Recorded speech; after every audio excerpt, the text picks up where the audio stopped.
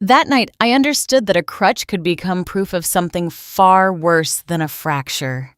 My name is Nina Stevens. I am 65 years old, and what I am about to tell you changed my life forever. There are moments when a woman knows something is broken, and I am not talking about bones. I am talking about that invisible fissure that opens up between a mother and her son, so silent that at first it does not even hurt. It is just there. But that October afternoon when my foot got tangled in the living room rug and I fell down the stairs, I never imagined that my misfortune would be the beginning of something much darker. I remember the sound. First, the dull thud of my body hitting the steps. Then, the crunch. That horrible crunch in my left leg that took my breath away. And then the silence. A silence that lasted barely 3 seconds, but felt like an eternity. It was my daughter-in-law, Chloe, who got there first. I heard her running down from the second floor. Her heels clacked against the marble like hammers. "What happened?" she yelled from above. I could not answer. The pain was so intense I could barely breathe. I lay sprawled at the bottom of the staircase. My leg twisted at an unnatural angle. Hot tears burned my cheeks. Chloe stopped in front of me. She did not kneel down. She did not touch me. She just looked down at me with those dark eyes that had always seemed cold to me. But now they seemed something worse. "Nina," she said in a controlled voice. "Are you all right?" I can't move my leg," I whispered between sobs. She sighed a long, tired sigh, as if my pain were an inconvenience. "Robert is in an important meeting. We can't bother him now. My son, my only son, Robert, the man to whom I gave everything. The boy I woke up every morning with kisses on his forehead for 20 years. The young man I helped pay for college by selling my mother's jewelry. The man who one day came home with Chloe on his arm and said, 'Mom, she is my future.' And I smiled, because a mother always smiles when her son is happy, even if something inside tells her that that future comes with shadows. 'Please call an ambulance,' I managed to say. Chloe took out her phone, but she did not dial any number. She just took a picture of me. Yes, a photo lying there, twisted in pain, my face soaked with tears.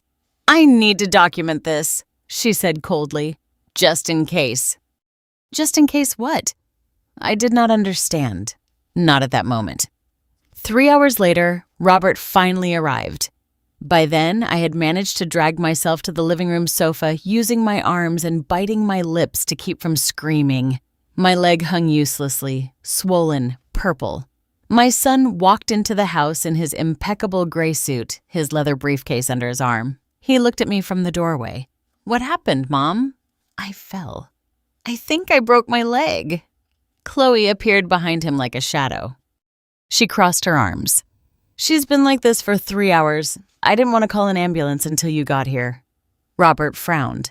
Not at her, at me. 3 hours. "Mom, why didn't you move?" "I can't, son. It hurts too much." He put his briefcase on the floor and approached, but not with tenderness, with impatience. "Let me see." "Let me see." He touched my leg and I screamed, a sharp, involuntary cry that tore from my soul. Robert quickly withdrew his hand. "She is exaggerating," Chloe said from behind. "She always exaggerates." "I am not," I tried to say, but the pain would not let me finish. Robert looked me in the eyes, and for the first time in my life, I did not recognize my son in that look. "Mom, do you really need to go to the hospital? You know, the family insurance is tight this month." I was speechless. He was asking me to endure a fracture for money. Chloe sat on the arm of the sofa next to Robert and put her hand on his shoulder, a posture of ownership of a queen in her territory. "Nina, we all know you get a little dramatic sometimes. Maybe you just need to rest." I looked at my son. I waited for him to say something, to defend me, to carry me to the car and take me to the hospital, as any son would for his mother. But Robert just sighed. "All right, we will go to the hospital. But first thing tomorrow morning, okay, it is too late tonight and I am tired." They left me there that night, alone on the sofa with a broken leg, no medication, not even a pillow. I heard their footsteps going up the stairs. I heard their door close. I heard their muffled laughter from the second floor. And in the darkness of that living room, with the pain shooting through every nerve in my body, I understood something terrible. My son was no longer mine. And she had started taking him from me long before that fall. But what neither of them knew was that that house, that staircase, those high, elegant ceilings where they now slept peacefully, had eyes. I did not sleep that night, not because of the pain, although it was unbearable, but because my mind traveled backward, searching for the exact moment everything began to change. When did I stop being the mother my son hugged every morning to become this, a nuisance, an exaggerator? I closed my eyes and saw myself 20 years ago in the kitchen of our old house, that modest little place in a nice suburban town in New Jersey with its white-tiled walls and its permanent smell of cinnamon and coffee. Robert was 8 years old. He would come running home from school, throw his backpack on the sofa, and shout, "Mom, I am hungry." I would drop whatever I was doing and prepare him mini grilled cheese sandwiches with soup. We would sit together at that chipped wooden table that I inherited from my grandmother. He would tell me everything, his friends, his teachers, his dreams. "Mom, when I grow up, I'm going to be an architect, and I am going to build you a huge house with a yard and a fountain." "And am I going to live there with you?" I would ask him, stroking his hair. "Of course you're always going to live with me," he would laugh. And I believed him, because children always tell the truth when they are little. It is later when they grow up when they start to forget the promises they made with a pure heart. My husband Richard died when Robert was 12 years old. A sudden heart attack while driving home from work. He never made it home. That night, Robert and I hugged each other on the living room floor, crying together until we were voiceless. And in the midst of that pain, I made him a promise. "Do not worry, my love. I will take care of you always." And I did. I sold the few pieces of jewelry I had. I worked double shifts as a secretary in an accounting firm. I gave up everything, going out, vacations, the possibility of falling in love again. Everything I earned was for Robert, so he could study at a good school so he would not lack for anything. When he finished college, I got a loan to help him open his own architectural studio. I co-signed. I mortgaged the little house in New Jersey. "Mom, I am going to pay you back everything. I swear." He told me the day he opened his office, and I believed him because he was my son. 2 years later, the studio began to grow. Robert was earning well, very well. He would come home in an expensive suit with a Swiss watch on his wrist. He no longer ate grilled cheese sandwiches with me. Now he had lunch in fancy restaurants in Manhattan with important clients. One day, he arrived excited. "Mom, I found the perfect land. I am going to build the house I promised you when I was a kid, remember?" I remember crying with happiness. My boy had not forgotten. The house took 2 years to house to finish. It was beautiful. 3 stories, a yard with a stone fountain, huge windows, a garage for 3 cars, everything Robert had dreamed of. The day we moved in, he hugged me at the entrance. "This is your house, Mom. You are going to live here peacefully for the rest of your life." And I felt blessed. But there is something I learned too late. Big houses fill up quickly with things that do not belong to you. And sometimes those things include people. Chloe appeared 6 months after the move. Robert met her at a business dinner. She worked in public relations for a real estate development company. She was beautiful, I admit. Tall, thin, with that kind of cold elegance that intimidates. She always dressed in black or white. She never smiled too much. The first time he brought her home, I prepared a turkey dinner with mashed potatoes and gravy. My specialty, the dish Robert had loved since he was a child. Chloe barely tasted a bite. "It is too heavy for me," she said, wiping her lips with the napkin. "I don't eat carbs after 6. Robert laughed nervously and changed the subject, but I saw something in his eyes. Shame. My son was ashamed of me, of my food, of my customs, of my simple way of being. From that day on, Chloe started coming over more often. And with each visit, something in my son changed. He became more distant, more impatient, more aloof. When Robert told me they were going to get married, I smiled because that is what mothers do. They smile even if something inside whispers, "Be careful." The wedding was elegant, too elegant. I wore a pastel blue dress that I bought on clearance. Chloe wore a Vera Wang that cost more than everything I earned in 1 year. During the reception, I sat alone at a back table. Robert was busy greeting guests. Chloe posed for photos with her family. People with long surnames, serious faces, champagne glasses, always full. No one came over to talk to me. At one point, Chloe's mother walked nearby and looked me up and down. She did not say anything, but her look said it all. "You do not belong here." And maybe she was right. After the wedding, Chloe moved into the house, our house, the one Robert built for me. At first, everything seemed normal, but little by little, things started to change. Chloe redecorated, threw away my things. My family photographs disappeared from the walls. My flower pots in the yard were replaced by minimalist designs. One day, I looked for the portrait of Richard, my husband. That had always been in the living room. "Where's my dad's photo?" I asked Robert. Chloe thought it made the space look too dated. "We stored it in the basement." Stored in the basement like garbage. I did not say anything because mothers learn to swallow their words so as not to inconvenience their children. But that night, I went down to the basement. I searched through dusty boxes until I found Richard's portrait. I cleaned it with my blouse and hugged it. "Forgive me," I whispered to the photograph. "Forgive me for not defending your memory." And there, in that cold, dark basement, surrounded by the things that once formed my life, I felt for the first time what it means to be alive, but invisible. No one saw me anymore, not even my own son. The following months were like walking on broken glass. Every step I took in my own house seemed to bother someone. Chloe had rules, many rules. I could not use the kitchen after 9. 00 in the evening because the noise of the dishes woke her up. I could not play music in the living room because it interfered with her concentration.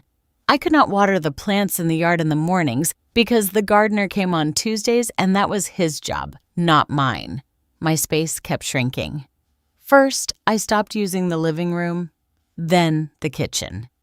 In the end, I spent most of my time in my 3rd-floor bedroom. A beautiful room, yes, with a balcony and a view of the yard. But a golden cage is still a cage. Robert worked more and more. He left before 7 in the morning and returned after 10 at night. On weekends, he had dinners with clients or business trips. When I tried to talk to him, he was always busy. "Mom, not now. I have an important call." "Mom, I am tired. Can we talk tomorrow?" "Mom, Chloe is right. You can't be making noise at those hours." "Chloe is right." Those 3 words became the refrain of my life. One April afternoon, 6 months after the wedding, I went down to the kitchen. I felt like making some coffee, like the one I used to prepare in our little New Jersey house. I wanted to smell the cinnamon, the melting brown sugar, that sweetness that reminded me of better times. I put the pot on the stove, added the water, the cinnamon sticks, the cloves, closed my eyes, and for a moment, just a moment, I felt at home again. "What are you doing?" I opened my eyes. Chloe was in the kitchen doorway, dressed in gray yoga pants and a sports top. Her hair was pulled back in a perfect high ponytail, not a single hair out of place. "Coffee?" I replied with a smile. "Do you want some?" "It is delicious." She approached the stove and looked inside the pot with a frown. "Elena, this kitchen has just been cleaned. Alice comes twice a week and it costs a lot of money. You can't be messing everything up every time you feel like something. It is just one pot." "I will wash it." "That is not the point. The point is, this house has an order, a system, and you are constantly interrupting it." I felt something hot rise in my chest. It was not the steam from the coffee. It was something else, something I had been holding in for months. "This is my house too," I said quietly. Chloe tilted her head. A small, cold smile appeared on her lips. Your house? Elelanina? Let's be honest. Robert built this house with his money, with his effort. You live here because he is generous, because he loves you. But that doesn't mean you can do whatever you want. Every word was a pinprick, small, sharp, precise. I helped Robert. I sold my things so he could study. I mortgaged my house for his business. Yes, we know. You have told us that story 1,000 times. I gave everything for my son. I sacrificed my life. But tell me something, Elelanina. How long are you going to charge Robert for having been his mother? Isn't that what mothers do? Give without expecting anything in return. I was speechless, breathless. Chloe turned off the stove, took the pot with a rag, and put it in the sink. Stop doing this. Stop living in the past. Stop clinging to your son as if he were your emotional hostage. He has a life now, a wife, and eventually we will have children. You need to understand what your place is in this family. She left the kitchen, leaving a dense, toxic silence. I stood there, watching the coffee pouring down the sink like dark tears. I did not have dinner that night. I locked myself in my room and cried until I fell asleep. When I woke up, it was at 3 o'clock in the morning. The house was in absolute silence. I went down to the first floor, careful not to make any noise. I did not want to bother. I did not want to interrupt the system. I walked barefoot through the living room, stroking the walls that I once imagined were mine. I reached Robert's study. The door was ajar. I walked in. Everything smelled of him. His expensive cologne, leather, the pipe tobacco he sometimes smoked when he was stressed, his diplomas, his awards, photographs with important clients, with famous architects hung on the walls. I searched through all those images. Would there be a single photograph of me, of the two of us, of our life before Chloe? Nothing. Not a single one. I sat in his leather armchair and opened his desk drawer. I do not know what I was looking for. Maybe a sign. Maybe something that would tell me that I still existed in my son's life. I found papers, contracts, invoices, and at the back, a yellow envelope. I opened it. Inside were legal documents. I recognized my name, Elelanina Stevens, and further down in cold black letters, assignment of property rights. I read quickly, my heart pounding in my ears. It was the deed to the little New Jersey house, the house I had mortgaged to help Robert with his business. According to this document, I had voluntarily transferred all my rights to that property to Robert and Chloe. But I never signed this. I looked closer. There was my signature, or something that looked a lot like my signature, but I never ever signed a paper like that. My hands were shaking. I put the envelope back in the drawer exactly as I found it. I went up the stairs like a sleepwalker. When I got to my room, I sat on the bed and looked out the window at the dark yard. The stone fountain shone under the moonlight. Everything was beautiful. Everything was perfect. But nothing was mine. And at that moment, I understood something terrible. Chloe did not just want to take my son from me. She wanted to erase me completely. The next morning, I tried to talk to Robert. I waited for him in the breakfast nook. He came down at 7 as always in his navy blue suit and his briefcase. Son, I need to talk to you. It is important. Not now, Mom. I have a presentation with Japanese investors and I can't be late. But it is about the New Jersey house. Chloe appeared behind him. She was wearing an ivory silk robe. She poured herself a glass of water with lemon and looked at me. Elelanina, Robert is busy. If you need to talk about something, we can do it later, you and I. No, I said firmly. I need to talk to my son. Robert sighed, the same tired sigh I had heard the night of my fall. What is it about? I found some papers about the New Jersey house. They say I transferred my rights. Mom, we sorted that out 2 years ago. Don't you remember? We needed to consolidate the properties for tax purposes. You signed. We even went to the notary public together. No, I don't remember signing anything like that.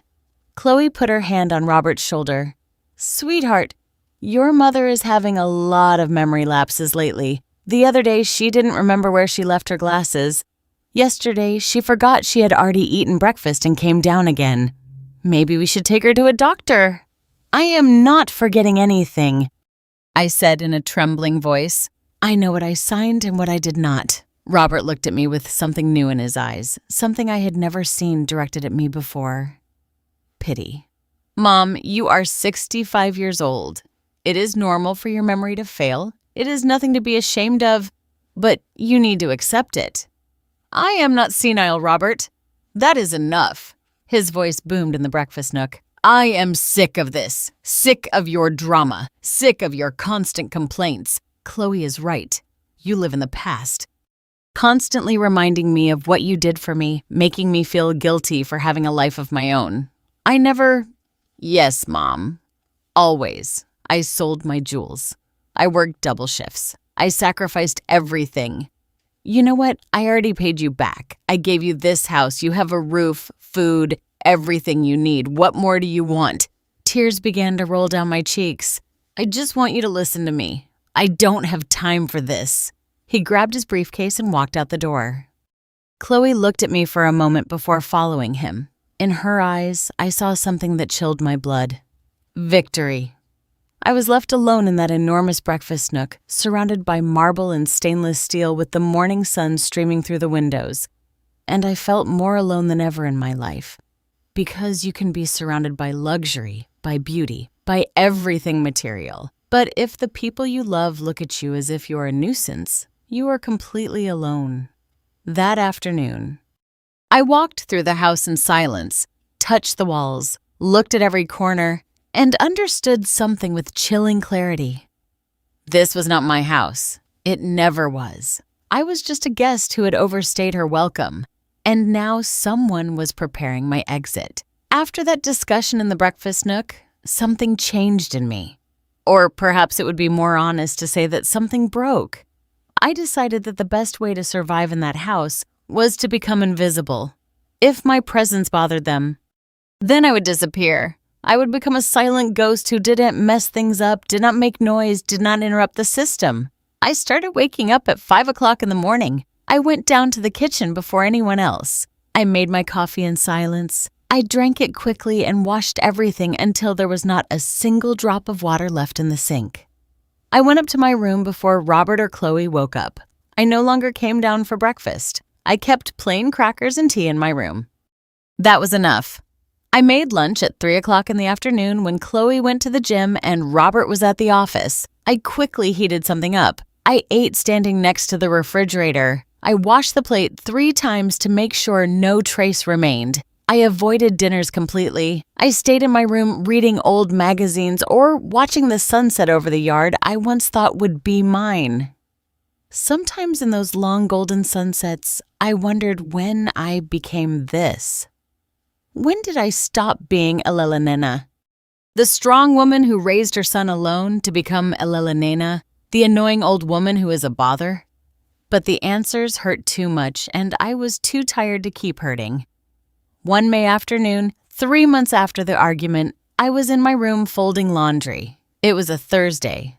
Alice, the maid, came on Thursdays, but Chloe had instructed her not to go up to the 3rd floor. Mrs. Stevens prefers to clean her own space, she said. A lie. But I didn't contradict her. I heard someone coming up the stairs. Slow, heavy steps. It was Robert. He knocked on the door. Mom, can I come in? I quickly hid the crackers I had on the bed. Yes, come in, son. He walked in with his hands in his pockets. He was wearing a wine-colored sweater that I had given him 2 Christmases ago. Seeing him in that garment gave me a silly little hope. Maybe there was still something left of the Robert I knew. How are you? He asked, but without looking me in the eyes. Fine, son. And you? Tired. Lots of work. He sat on the edge of my bed. I sat in the desk chair, keeping my distance. I had learned not to get too close, not to suffocate with my presence. Mom, I need to talk to you. My heart sped up. Something in his tone told me this was not going to be good. Sure, tell me. Chloe and I have been thinking about the future, about us. I nodded in silence. We want to have children soon, and this house, although it is big, needs adjustments. The third floor would be perfect for a playroom and a nursery. It has good light, ample space. I understood where this was going before he finished speaking. So, we thought maybe it would be good for you to have your own space, something more appropriate for you. Appropriate. I repeated the word as if it were foreign. Yes, there are some very nice residences nearby for seniors. They have yards, activities, 24-hour nurses. You could make friends, have a social life. You're very lonely here, Mom. Locked in your room all day. I felt the floor open up beneath my feet. Are you asking me to leave? It is not that. We're just thinking about what is best for everyone. For you, too. You're going to be 66 years old. You need to be with people your age. And we need our space as a couple, as a future family. Robert, you built this house for me. You told me I would live here for the rest of my life, and you can visit us whenever you want. It is not like we are kicking you out. It is just a transition, something natural. Natural? The word came out as a strangled cry. Is it natural for you to kick me out of my house to give my room to a baby that does not even exist yet?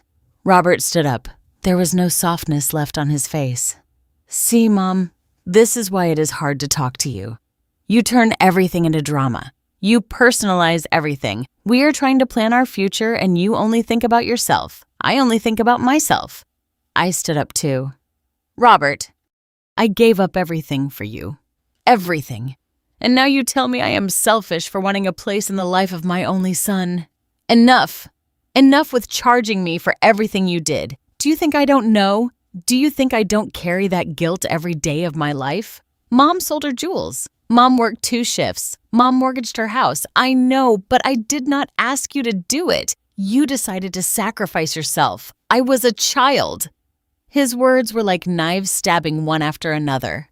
You are right, I said in a broken voice. You were a child who needed to eat, study, have a future, and I was your mother. It was my responsibility. But I thought that when you grew up, when you were successful, when you had everything I couldn't give you as a child, you would remember not to pay me back, just to see me, not to forget that I existed. Robert closed his eyes. He took a deep breath. I am not forgetting you, Mom.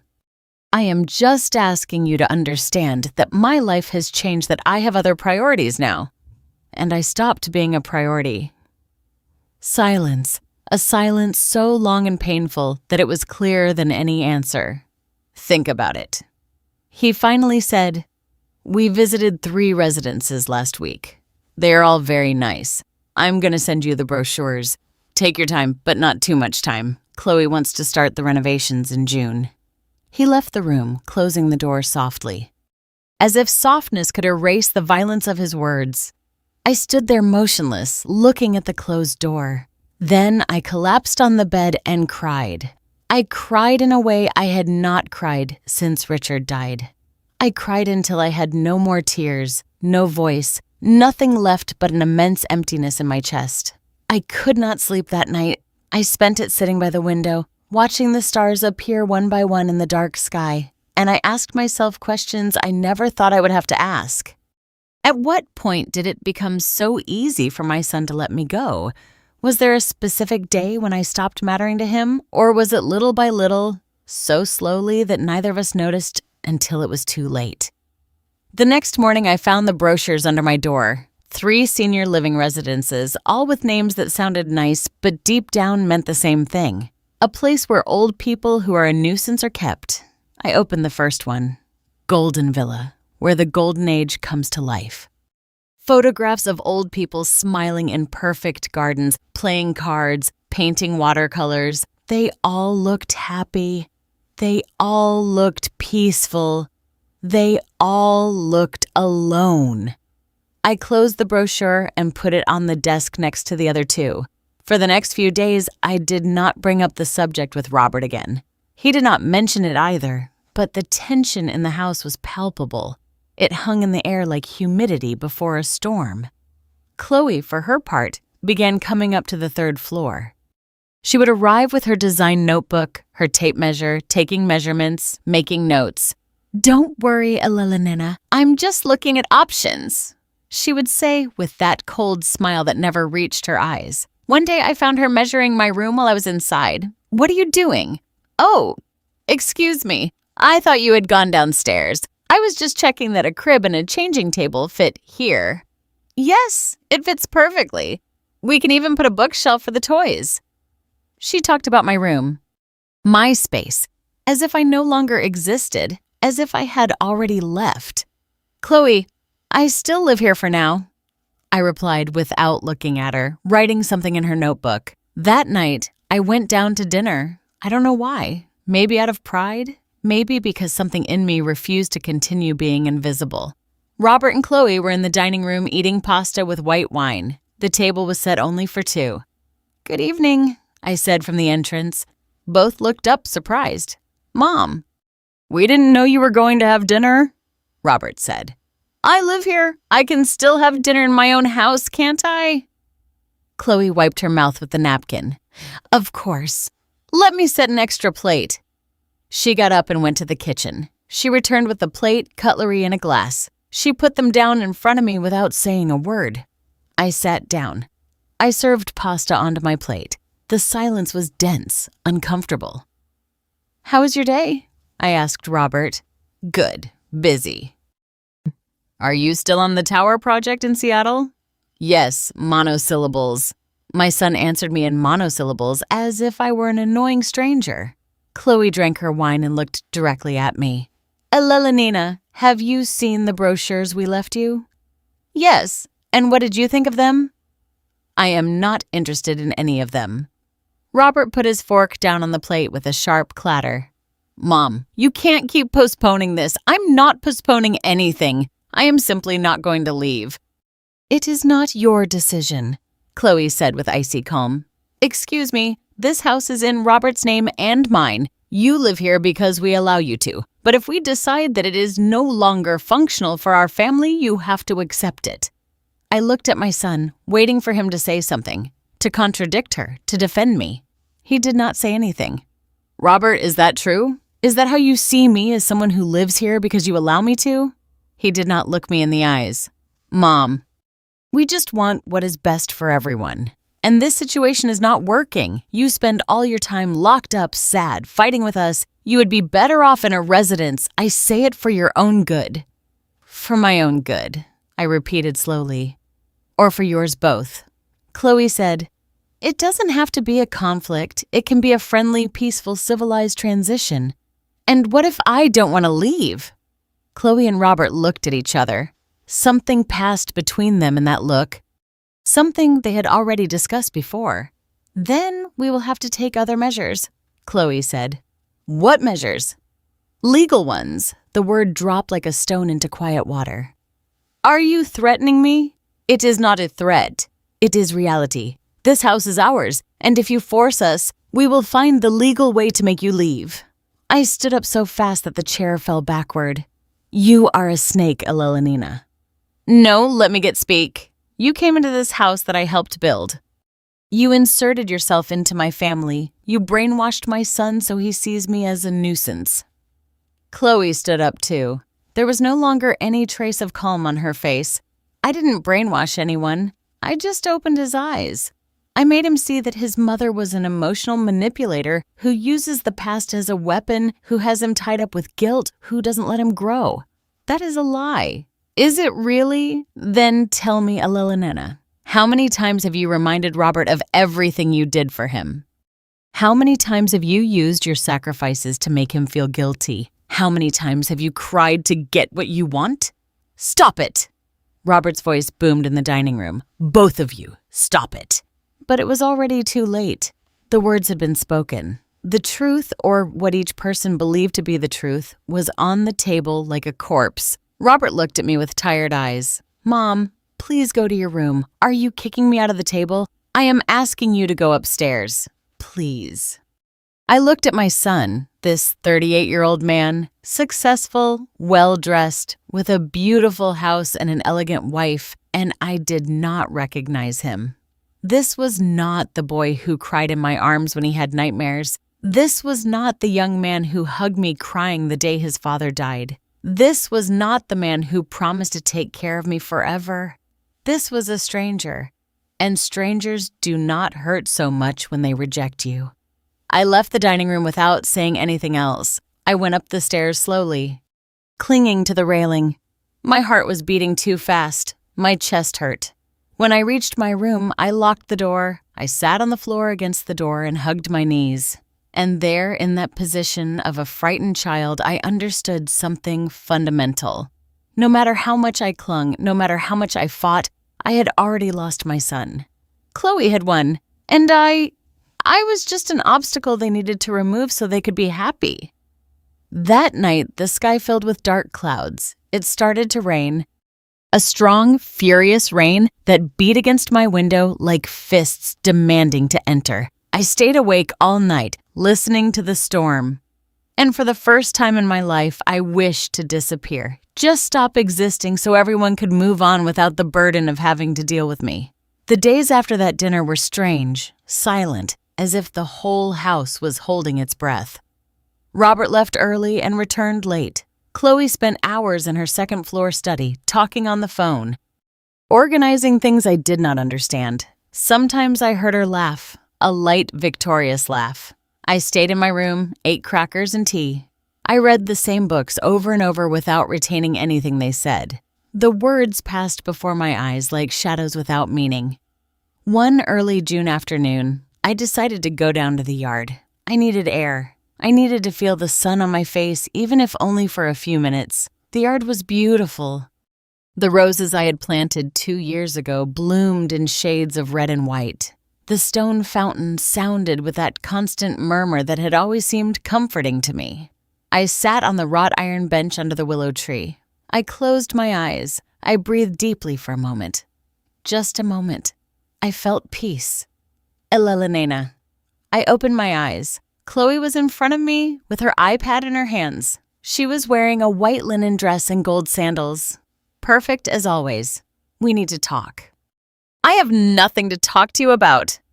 Well, I have a lot to talk to you about, and you better listen. She sat next to me without asking permission.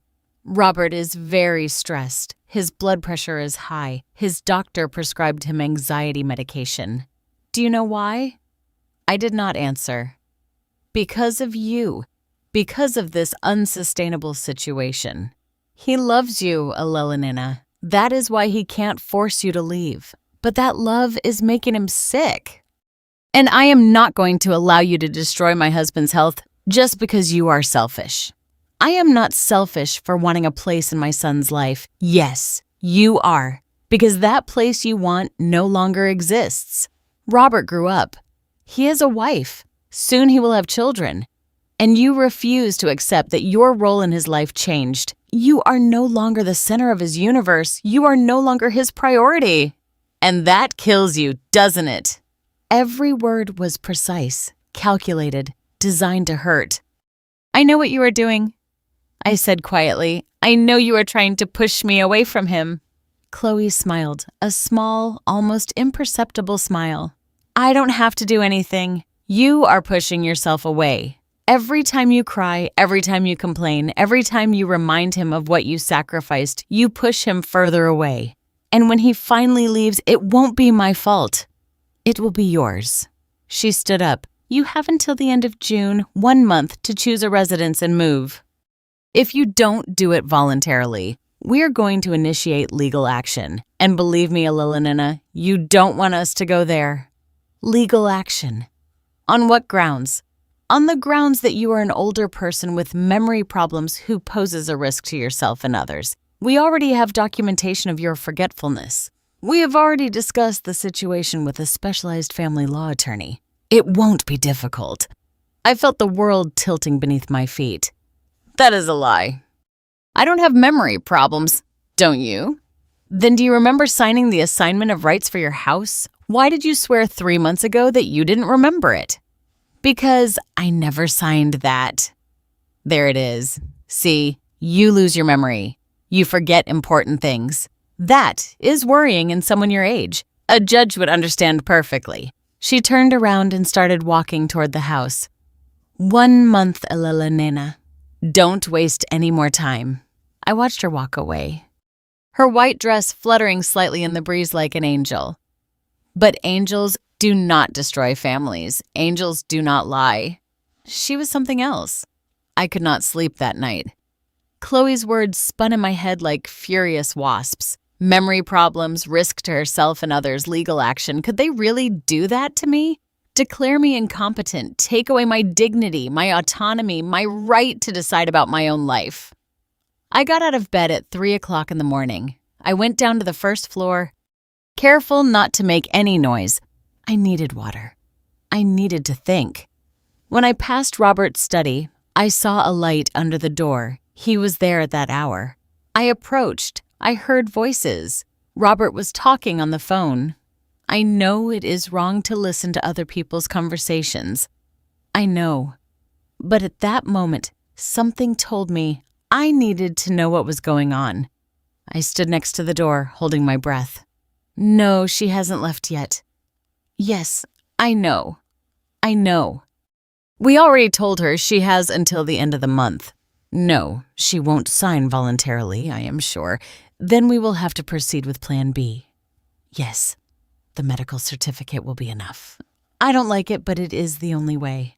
She won't understand the nice way. My heart was pounding so loud I thought he would hear it. Chloe already spoke with Dr. Miller. He is willing to sign the document. It is not illegal if she really has cognitive problems. And, well, at her age, who will doubt it? Yes. Exactly. Once we have the declaration of partial incapacity, we can proceed with the eviction. No, it is not eviction. Technically, it is an assisted relocation. Look, I know it sounds ugly, but it is what is best for everyone. She can't stay here.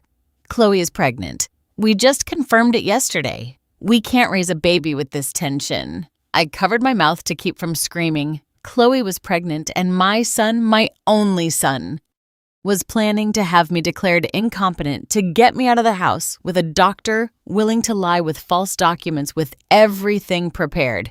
I went up the stairs as fast as I could. I entered my room. I locked the door. I sat on the bed trembling. It was not paranoia. It was not exaggeration. It was not a lie. It was not a lie. I turned on the laptop I kept hidden in the closet, the old one I used for emails and bills. I logged into Robert's work email. I still knew the password. I went to his sent folder. I found what I was looking for. An email from Chloe sent the previous night. Subject final plan. The process can take between 2 and 4 weeks. Once we have the declaration of partial incapacity, your mother will not be able to legally oppose the relocation. Golden Villa has a space available starting July 15th. I already reserved the spot with a $20,000 deposit. As soon as she leaves, we can start the third-floor renovation. The architect already has the blueprints ready. Everything is going to go perfectly. I love you. See, I read the email 3 times. Every word was a nail in my heart. Not only did they want to kick me out, they had everything calculated with dates, with money, with professionals willing to lie. And the worst thing, they called it the final plan. As if I were a problem that needed to be solved, an obstacle that needed to be removed. Not a person, not a mother, a problem. I printed the email. I printed all the related emails. I left the study with the papers folded under my blouse, went up to my room just as I heard Chloe coming through the front door. Elelenina, are you home? I did not answer. Elelenina? I heard her heels going up the stairs. She reached the 3rd floor. She knocked on my door. Elelenina, I know you are there. I hid the papers inside my Bible, the one thing Chloe would never touch. I opened the door. What do you want? She smiled. But there was something different in that smile, something I had not seen before. I wanted to be the first to tell you. I am going to be a mom. I am 6 weeks pregnant. She brought her hand to her belly with a theatrical gesture. Robert is happy. He always wanted to be a father, and I always wanted to give him that happiness. So imagine, Elelenina, soon this house will be filled with baby laughter, toys, new life. Isn't it beautiful? I stayed silent. Of course, for that, she continued. We need space, peace, a calm and positive environment. We can't have tensions. Do you understand me? I understand you perfectly. Good. Because I know that deep down you want what is best for Robert, and what is best for him now is for you to leave. That way he can concentrate on his new family, on his son, on his future. And what am I? His past. Chloe tilted her head thoughtfully. No, Alelena, you are not his past. You are a paid debt. He already gave you everything he owed you. House, food, shelter. He fulfilled his part. Now it is time for you to fulfill yours. Let him go. A paid debt, I repeated slowly. That's right. And paid debts are not collected twice. She turned around and started walking down the stairs. Before disappearing, she turned back. Oh, by the way, Dr. Miller is going to come tomorrow to do an evaluation on you. Just routine age things, nothing to worry about. And she left. I was left standing in the doorway of my room. Dr. Miller, the evaluation. The false certificate, everything was in motion. But now I knew it. I had the evidence, the printed emails hidden in my Bible, and for the first time in months, something woke up inside me. It was not hope, not yet. It was something more primitive, more visceral. It was survival instinct. If they were going to destroy me, they would not do it without a fight. Because it is one thing to surrender when there is no way out, and a very different thing to let yourself be stepped on when you can still get up. That night, I took the papers out of the Bible and read them over and over. Memorized dates, names, exact phrases. I did not know yet what I was going to do with that information, but I knew it was the only thing I had, my only weapon. And when you are cornered, when everything is taken from you, when you are erased even from the life of the only person you loved above all things, even the weakest person finds the strength to defend themselves. Even if that defense hurts, even if that defense costs everything, even if that defense means accepting that the war has already begun and that this time I was not willing to lose in silence. Dr. Miller arrived at 10 o'clock in the morning the next day. He was a man about 60 years old with thick-rimmed glasses and a professional smile that did not reach his eyes. Chloe greeted him at the door as if he were an honored guest. Doctor, thank you for coming. I really appreciate you making time in your schedule.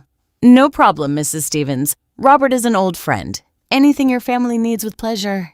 I was sitting in the living room waiting. I had decided not to resist, to let them think I did not know anything, to continue being the naive old woman they could manipulate.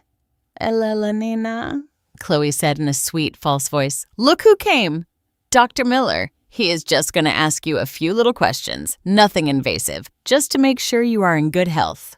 The doctor sat down in front of me, took a folder out of his briefcase. Mrs. Stevens, good morning. How are you feeling? Fine, doctor. I am glad. Well, we are going to do a basic cognitive evaluation, just simple questions. Is that all right? I nodded. What day is today? Thursday, June 10th. Perfect. What year are we in? 2025. Excellent. What is the name of the President of the United States? I answered correctly. And the next 10 questions, too. Names, dates, simple math operations, all correct. I saw Dr. Miller frown. This was not going as he expected. Chloe, standing behind the sofa, crossed her arms. Her face no longer showed that feigned sweetness. Doctor, ask her about more specific things about her recent memory. Of course, Mrs. Stevens. Do you remember what you had for breakfast today? Tea with crackers in my room. And yesterday the same. Do you remember any important conversation you have had in the last few days? I looked Chloe directly in the eyes.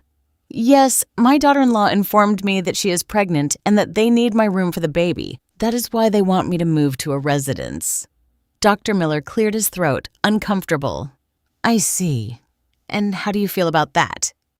Do you want the truth or what they expect me to say? There was a tense silence. The truth, of course. I feel betrayed, used, discarded. This house was built with my money, too. I mortgaged my only property so my son could start his business. And now they are kicking me out because I am a nuisance. Chloe quickly intervened. Doctor, do you see what I mean? She has episodes of paranoia. She thinks we are kicking her out when we just want her well-being. She thinks we stole her house when she voluntarily assigned her rights years ago. I never assigned anything voluntarily, I said with a firm voice. Do you see? Chloe insisted. She does not remember signing. She does not remember going to the notary public. These are clear signs of cognitive decline. Dr. Miller wrote something in his folder. Then he looked at me with a serious expression. Mrs. Stevens, have you had trouble remembering where you leave things? Have you gotten lost in familiar places? Do you forget the names of close people? No. Have you had problems cooking or doing daily tasks that you used to do without a problem? No. In fact, I cook perfectly, but they won't let me use the kitchen because I make a mess and interrupt the house system. Elelenina, that is not true, Chloe said with a theatrical tone of exhaustion. No one forbids you to cook. It is just that sometimes you forget to turn off the stove. It is dangerous. That is a lie, I replied calmly. I have never left the stove on. You did 2 months ago. I had to come up to tell you. You could have caused a fire. That never happened. Do you see, Doctor? She does not even remember recent incidents. It is clear that her memory is failing. I stayed looking at her. Chloe was lying blatantly in front of a doctor, inventing incidents that never happened. And the doctor was writing everything down as if it were true. I felt anger rise in my throat like lava. Doctor. Miller, I said slowly, controlling my voice. How much are they paying you for this? He looked up surprised. Excuse me? I asked how much they are paying you to lie on a medical certificate. Chloe let out a nervous laugh. Elelenina, please. No one is lying. The doctor is just doing his job. His job is to diagnose real diseases, not invent them. Dr. Miller closed his folder. Ma'am, I understand this is difficult for you. No one wants to accept that they are losing their faculties. But denial is part of the process. Your family is worried. They just want to help you. My family wants my room for renovations, and you are willing to sign a false paper for that to happen. The atmosphere became tense, heavy. Chloe took a step forward. Doctor, I think that is enough for today. As you can see, she has episodes of aggression too. She accuses people of conspiring against her. It is part of the paranoia. The doctor stood up. I am going to recommend a deeper evaluation with a specialized neurologist to have a more precise diagnosis. And will that neurologist also be a family friend? I asked. Dr. Miller did not answer. He grabbed his briefcase and headed for the door. Chloe, I will call you later. We need to talk about the next steps. After he left, Chloe remained standing in the middle of the living room, looking at me with a mixture of frustration and contempt. What do you think you accomplished with that? Do you think you saved yourself? The only thing you did was prove exactly what we needed, that you are hostile, paranoid, and uncooperative. That can also be included in the report. Include it, and I will include the emails I printed from Robert's computer. Chloe's face turned pale, only for a second, but enough for me to know I had hit the mark. What are you talking about? You know perfectly well what I'm talking about. The emails between you and Robert, between you and Dr. Miller, between you and the lawyer, the whole final plan to get me out of here. Chloe clenched her fists. You were spying. I was defending myself. Those emails are private. You have no right. Right? Are you talking to me about rights? You who are planning to have me declared incompetent with false documents. Chloe took a deep breath. When she spoke again, her voice was cold as ice. Listen to me, Elena. You can have those emails. You can print them. You can show them to whoever you want. But no one is going to believe you. You are a 65-year-old woman with no money, with no friends, with no close family. We're a successful couple with resources, with contacts. Who do you think a judge will believe? The person with the proof. The proof can be explained. It can be contextualized. We will say you were spying, that you manipulated information, that your paranoia made you misinterpret private conversations. And your conduct today, confronting the doctor, accusing him of fraud, only strengthens our case. She was right, and the worst thing is that I knew it. But I was not going to give her the satisfaction of seeing me broken. Do what you have to do, Chloe. But I am not going to sign anything. I'm not leaving voluntarily, and if you force me, I will fight. Well, prepare to lose because this war is already won. She went up the stairs with firm steps. I heard her enter her room. I heard her voice talking on the phone, probably with Robert, probably reporting everything that had happened. I was left alone in the living room, and for the first time, I felt something bigger than sadness. I felt clarity. I had lived all those months thinking that if I made myself small, invisible, submissive, maybe they could love me again. Maybe they could see my worth. But now I understood. No matter how small I made myself, no matter how much I humiliated myself, to them I was no longer a person. I was a nuisance. An old piece of furniture that had to be taken out, and against that, no submission would suffice. I went up to my room. I took the printed emails out of the Bible. I read them again. Chloe was right about something. Legally, I was at a disadvantage. I did not have the money for a lawyer. I did not have family to support me. I had no way to prove that my signature had been forged on the assignment of rights, but I had something they did not expect. I had dignity. And even if they took the house, even if they kicked me out onto the street, even if they declared me incompetent, they were not going to take that from me. That night, Robert arrived home around 11 o'clock. I heard his voice downstairs talking to Chloe. Low, urgent voices. Minutes later, he knocked on my door. "Mom, open up. We need to talk." I opened it. Robert walked in. He looked tired, deep circles under his eyes, loosened tie, disheveled hair. "Why did you say those things to Dr. Miller?" "What things?" "The truth." "You accused him of fraud, Mom. Do you have any idea what kind of trouble that can cause? Trouble for whom? For him who was willing to falsify a diagnosis, or for you who contacted him to do it?" Robert closed his eyes. "Mom, no one is falsifying anything. We are worried about you. We really believe you need help." "A lie." "It is not a lie." "Yes, it is. I read the emails, Robert. All of them. The final plan, the dates, the deposit paid at Golden Villa, the renovation blueprints. Everything was planned before that doctor even set foot in this house." Robert opened his eyes. He looked at me with something I could not decipher. Guilt, anger, shame. "You checked my computer." "Yes, that is an invasion of privacy. And planning to declare me incompetent with false documents is a crime. Do you want to talk about legalities, son?" He ran his hands through his hair. "Mom, this did not have to be this way. If you would simply agree to go to a residence, none of this would be necessary. But you refuse. You cling on, and you force us to take measures." "Measures? Is that what you call them? Measures?" "Yes, because there is no other way to make you understand that you can no longer be here." "Why?" "Tell me why you need me to leave with such urgency."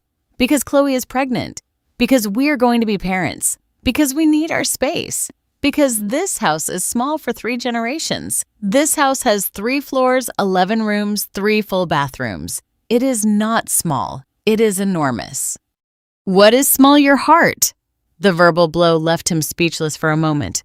"How dare you? How dare I? How dare you, Robert? I gave you everything.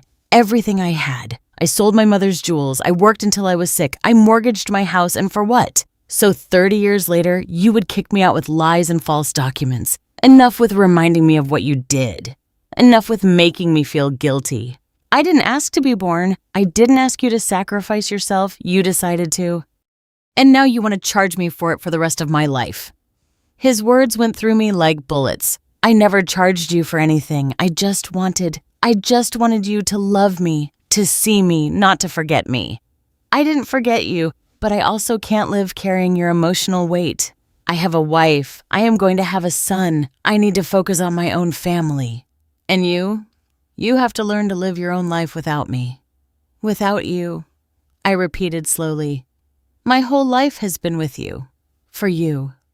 And now you ask me to learn to live without you."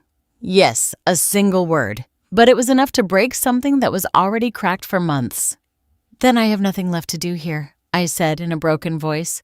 "Mom, no, you already said what you had to say. I already know how you feel. I already understood that I am a burden, an emotional weight, a nuisance to your new perfect family. I didn't mean to say it like that, but you said it, and words can't be unsaid, Robert. They stay. They get engraved.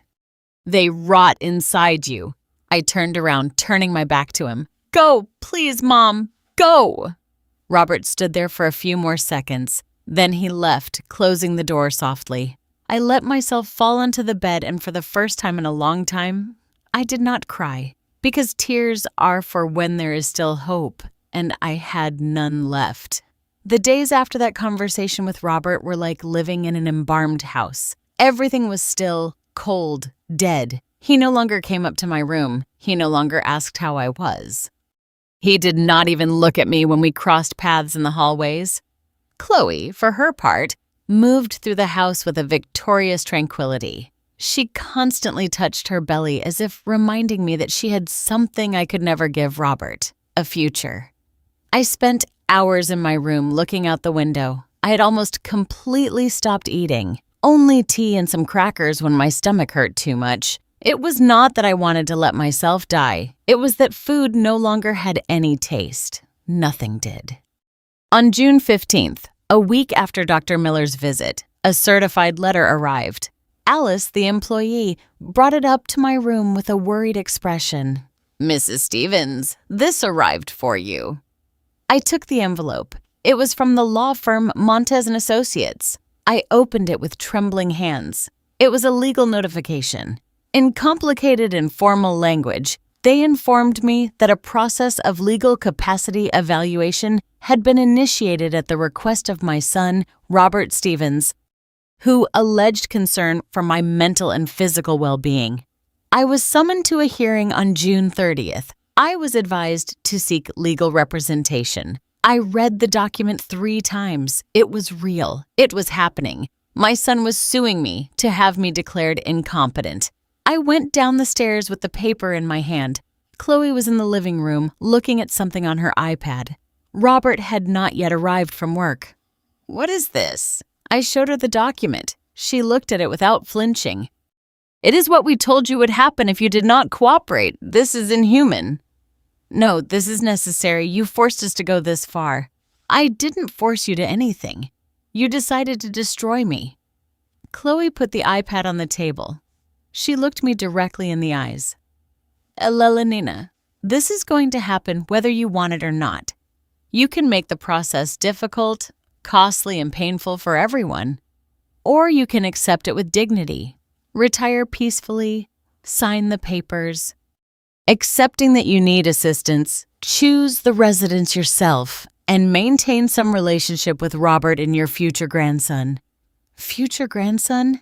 Do you think you are going to let me see him?" "It depends on you. If you cooperate, if you show that you can be a stable grandmother without drama, without complaints, of course you can see him. But if you continue with this attitude, if you turn this into a war, then no. Then we will protect our son from your toxic influence." "Toxic influence?" I repeated bitterly. "That is what I am now. Toxic. You are what you chose to be, a victim, a martyr, a suffering woman. But that no longer works in this family." Something inside me broke at that moment, not with a sound, but in silence, like a dry branch that finally gives way under too much weight. "All right," I said. Chloe raised an eyebrow, surprised. "All right, what? I will sign whatever is necessary. I will leave." For the first time since I met her, I saw something close to satisfaction on her face. That is the right decision. But with one condition, the satisfaction faded. "You are not in a position to set conditions. I want to talk to Robert one last time alone without you, without lawyers, just my son and me." Chloe looked thoughtful. Then she nodded. "All right, but it will be here in the living room and I will be on the 2nd floor. If I hear you pressuring or manipulating him, I will come down immediately." "Agreed." That night when Robert arrived, Chloe told him I wanted to talk to him. I saw him hesitate. I saw the tiredness in his eyes, but he finally accepted. He sat on the single armchair. I sat on the sofa, keeping my distance like two strangers in a waiting room. "What did you want to tell me?" he asked in a flat voice. "I wanted to ask you something, and I need you to answer me honestly. Can you do that?" He nodded. "At what point did you stop loving me?" Robert closed his eyes. "Mom, no, please. Just answer me. I need to know, because I still remember the boy who hugged me every night before sleeping.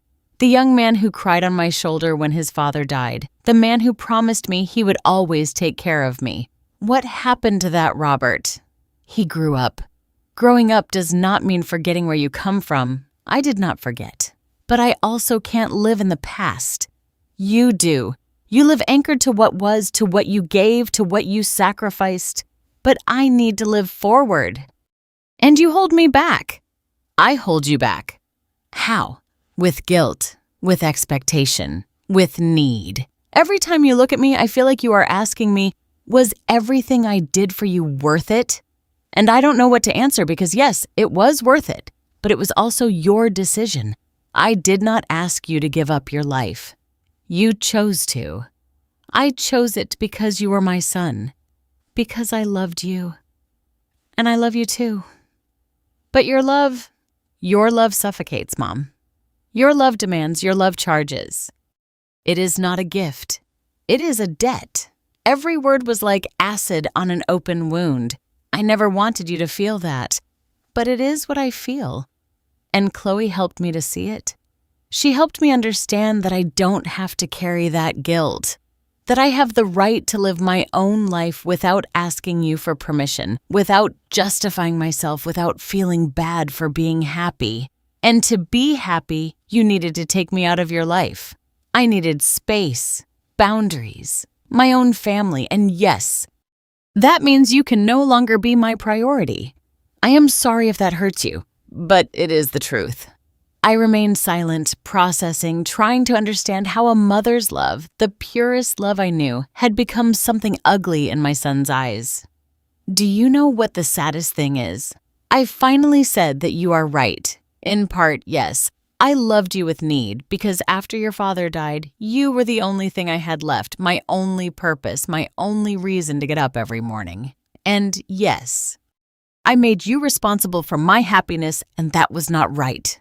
Robert looked at me, surprised to hear me admit it. But son, you also have your part of the blame in this because you let me believe that we would always be together. You made me promises when you were a child, and I, like a fool, took them as guarantees. I leaned on you when I should have learned to support myself alone. And now I realize that I built my whole life on sand. Mom, I'm not finished. I am going to sign the papers. I am going to leave. I am going to choose a residence, and I am going to leave you alone. But not because I think it is the right thing to do, but because I no longer have the strength to fight. Because I already understood or rued that you can't force someone to love you, not even if that someone is your son. Robert put his hands on his face. I do love you, not in the way I need, and that is okay. Everyone loves as best they can. But Robert, someday you will hold that baby in your arms and you will love him with all your being, and you will give him everything. Time, money, attention, sacrifice, and you will think it is your responsibility, that it is your duty, but you will also do it out of love. Robert looked up. There were tears in his eyes. And when that child grows up, I continued, when he is 30, 40 years old, when he forms his own family, you will wait, even if you do not admit it, for him to remember you, to value what you gave, to include you in his life. And if one day that son looks at you and tells you, Dad, I grew up, I need my space. You are no longer my priority. You will understand this pain, and at that moment, perhaps you will think of me. Mom, I would never. Yes, you will, because that is life. What you do today will be done to you tomorrow. And when that day comes, I hope your son is more compassionate with you than you were with me. I stood up. Tomorrow I will sign the papers. Tell your lawyer to prepare everything. I am going to choose Golden Villa. It seems the least depressing place of the three. Mom, wait. No. There is nothing more to say. This conversation is over, and in a way, our relationship is too. I walked toward the stairs. Robert got up from the armchair. Does that mean you won't want to see your grandson? I stopped on the first step. I did not turn around. I will love him. Of course I will love him. But I am not going to repeat the same mistakes with you. I am not going to love with need. I am not going to build my life around a child who will one day grow up and forget me. I will love him with freedom, without expectations, without demands, without debts. That sounds very cold. No, it sounds wise. It is what I should have done with you from the beginning. I went up the stairs slowly. With each step, I felt like I was leaving behind something heavy, something I had carried for 38 years. When I reached my room, I closed the door and sat on the bed. I did not cry because crying is for unexpected losses. And this I saw coming for months. I just refused to accept it until now. The next day, Mr. Montes, the attorney, arrived with the documents. I read them. All of them. Every clause, every fine print. I signed. Alelina Stevens voluntarily agrees to enter the assisted living residence Golden Villa. Alelina Stevens acknowledges that she needs support for activities of daily living. Alelina Stevens waives any legal claim to the property located in I signed and I signed and I signed. My name over dotted lines. My dignity turned into blue ink. When I finished, the attorney put the papers in his briefcase. I regret that it came to this. Mom, you don't regret it. You are going to be paid very well for this. The man had the decency not to respond. Chloe was present during the entire signing. When the attorney left, she looked at me with something that almost seemed like respect.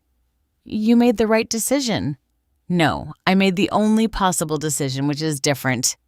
Be that as it may, the move will be on Saturday the 28th. You can take what fits in your room at Golden Villa. The rest will be donated. Donate my things. You won't need them anymore. And here they are just taking up space. Photographs, books, the clothes Richard gave me, the letters my mother wrote to me. The drawings Robert made as a child, everything. And you are going to throw it all away. I want to keep some things in boxes in the basement. The basement is going to be renovated too. It is going to be a playroom. Then in the garage, Chloe sighed. 2 boxes. Only 2. The rest is going. 2 boxes to contain 65 years of life. Agreed. I spent the next few days packing, choosing which memories deserved to survive. Richard's photographs, Robert's baby pictures, my Bible, some books. The blanket my grandmother knitted, my mother's rosary, everything else. Everything else was left in black trash bags piled up next to my bedroom door. Saturday, June 28th, arrived faster than I expected. 2 men from a moving company came up for my things. 1 suitcase, 2 boxes. That was all that was left of me. I went down the stairs for the last time. Robert was at the door of his study. He looked at me. I looked at him. We did not say anything because there were no words left. Chloe was in the kitchen drinking green juice. She did not say goodbye. I walked out the front door, the same door I walked through 2 years ago, full of hope, thinking I finally had a home. The moving truck was waiting. I got in. The driver started the engine. I looked in the side mirror. I saw the house move away. The stone fountain, the willow tree, the windows shining under the afternoon sun. And the last thing I saw was Robert standing in the doorframe with his hands in his pockets, motionless, watching his mother disappear from his life as if I had never been there. Golden Villa was exactly what the brochures promised. Clean, tidy, with well-kept gardens and kind staff who smiled too much. But no amount of flowers or brightly painted walls could hide what it really was, a place where people went to wait for death. My room was small. A single bed, a closet, a desk, a chair, a window that faced the parking lot. None of the balcony with a view of the yard I had before. None of the high ceilings, none of the space, but it was mine in a twisted way. It was mine. The first week, I did not leave my room except for the mandatory meals. I sat alone at a dining room table, ate without tasting anything, and went back to lock myself in. The other residents tried to talk to me. Mrs. Lopez, a woman of 72 with diabetes and arthritis, Mr. Peterson, an 80-year-old widower with Parkinson's, Mrs. Rodriguez, who had Alzheimer's and every day thought she was in a different time of her life, all kind, all alone, all abandoned by families who no longer knew what to do with them. One afternoon, Mrs. Lopez sat across from me during lunch. "You are new, right?" "Yes." "How long have you been here?" "A week." "Ah, you're still in shock." Then I looked up, surprised by her frankness. Shock. Yes, we all go through it. The first few days you think it is temporary, that your family will come to their senses, that they will come for you. But later you accept that this is permanent. How long have you been here? 3 years. And does your family visit you? Mrs. Lopez smiled sadly. My son came twice the first month, then once every 3 months. Last year he came on Christmas. He has not come yet this year. He says he is very busy. I am sorry. Don't be sorry. That is how things are. Children grow up. They make their own lives. And you are left behind like old furniture. Her words resonated with me because they were exactly what I had lived. And how do you bear it? At first, I could not bear it. I cried every night. I refused to eat. I wanted to die. But later, I understood something important. What? That they are not going to change. That you can spend the rest of your life waiting for love that is not going to come. Or you can let go and find peace elsewhere. And did you succeed? Find peace. Mrs. Lopez looked at me with wise, tired eyes. Some days, yes. Some days, no. But it does not hurt like it used to. And that is already something. That conversation kept turning over in my head for days. Was that what awaited me? Years of waiting for visits that would not come. Years of pretending that the abandonment did not hurt. One night, 2 weeks after my arrival, I could not sleep. I got up and walked through the hallways of the residence. Everything was silent. I could only hear the snoring of some residents, the hum of the air conditioning, my steps against the linoleum. I reached the small chapel that was on the first floor. I went in. The wooden pews were empty. A crucifix hung on the wall. 2 lit candles barely illuminated the space. I sat in the first pew, and for the first time in weeks, I did not think about my pain. I thought about my life, about the entire path traveled. What had I done with my 65 years? I worked. I raised my son. I sacrificed. I nullified myself. I lived for someone else. And when that other person decided that they no longer needed me, I was left empty without my own identity, without my own dreams, without my own life.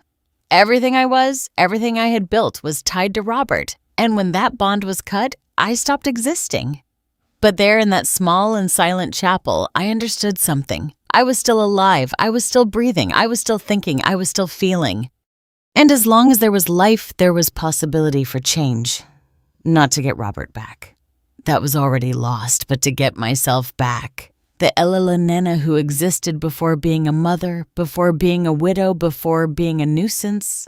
Who was that Ella Nena? I tried to remember. I went back in my memory. Before marriage, before Richard, when I was 20 years old and studying to be a secretary. I dreamed of traveling, seeing the ocean, learning French, reading all the books in the public library. Small, simple dreams, but mine.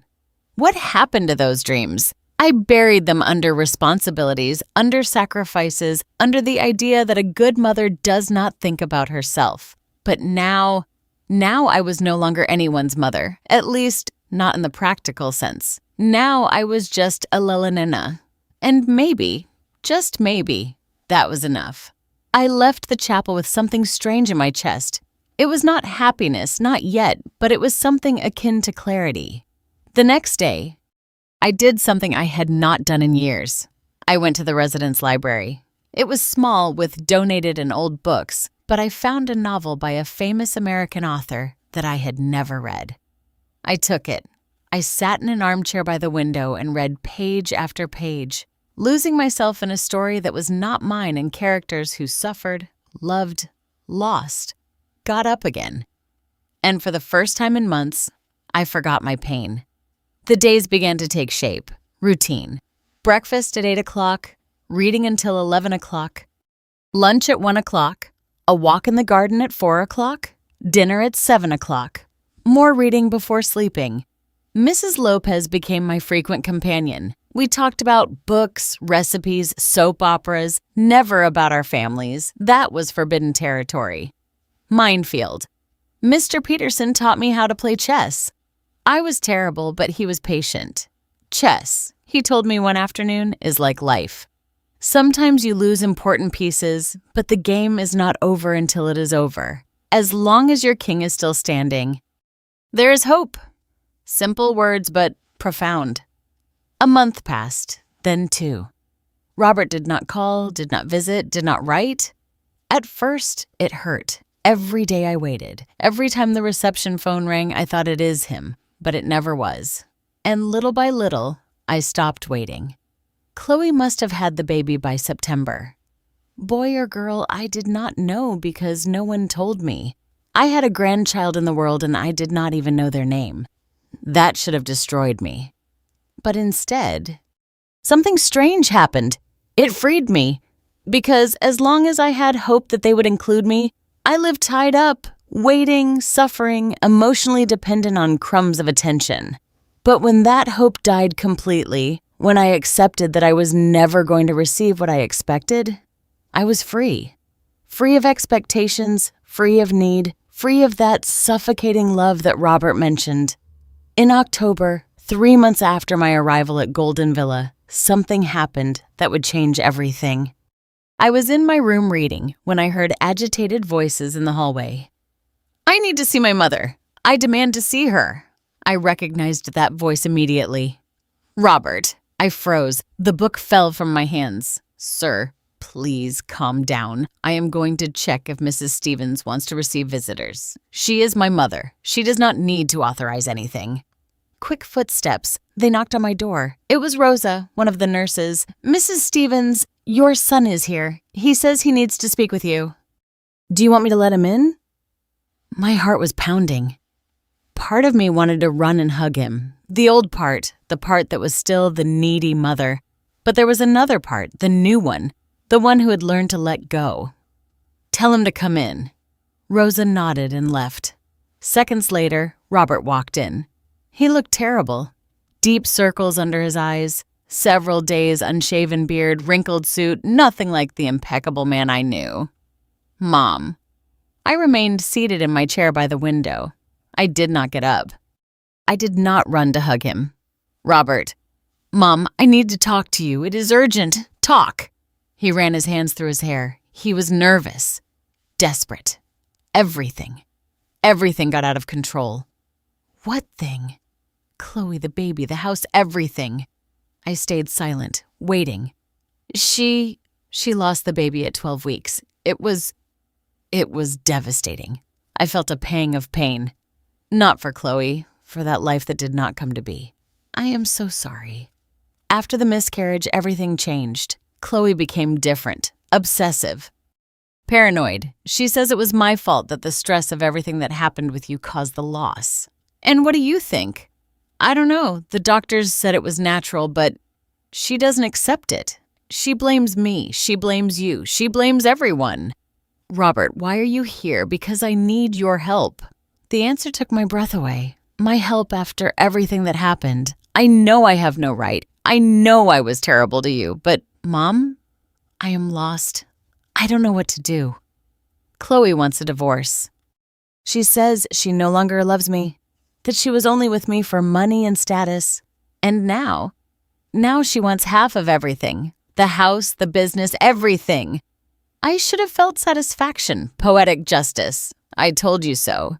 But I did not feel any of that. I only felt sadness. And what do you expect me to do?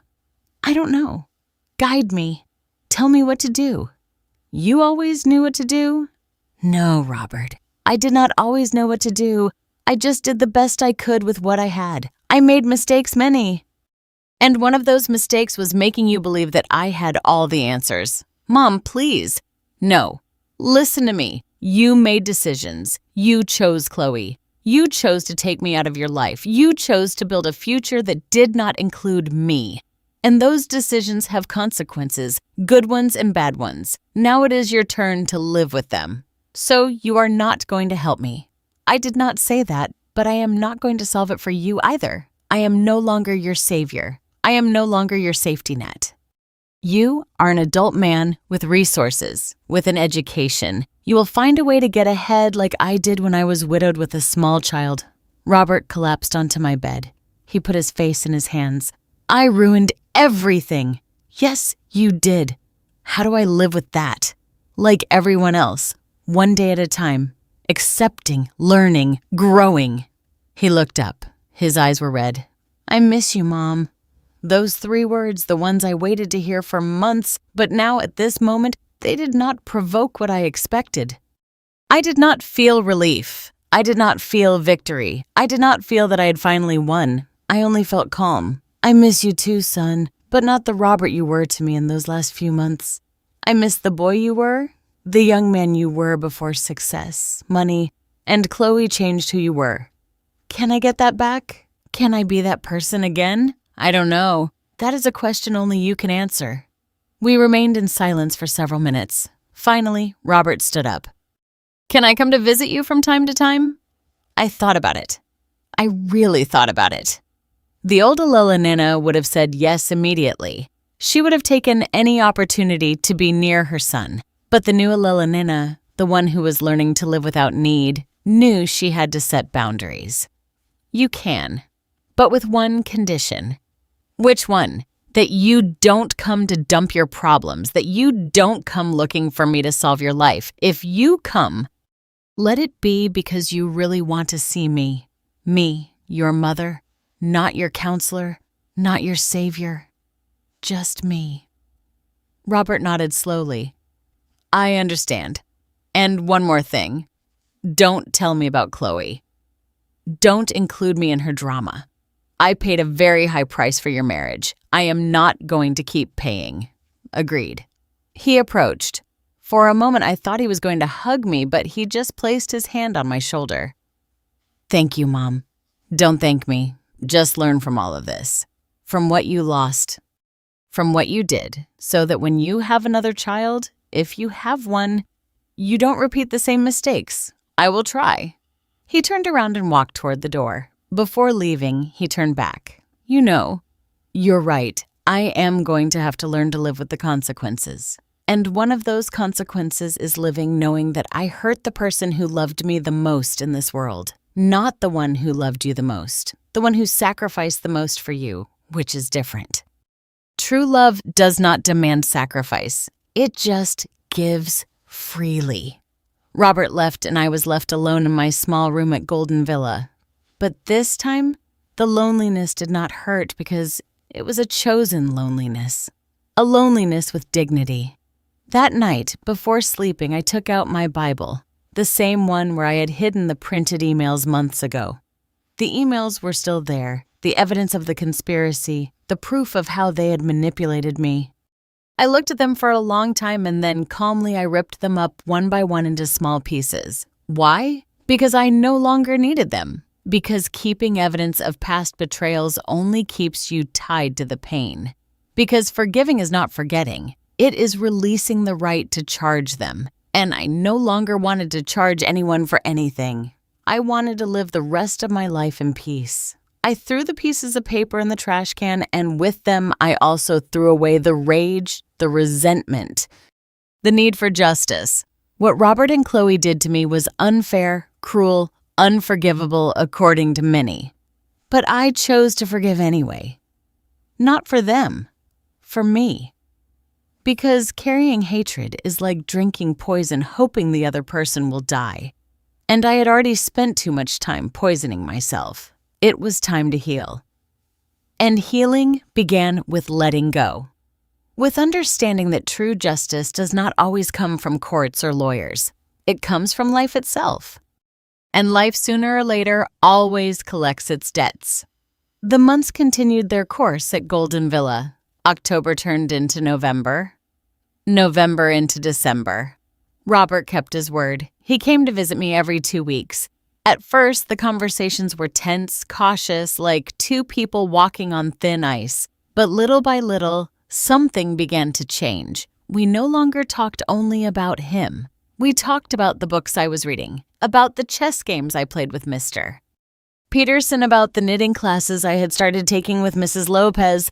I was also changing my hair, which I always wore pulled back in a tight bun. Now I left loose. I had bought new glasses with my pension savings, modern glasses with wine-colored frames.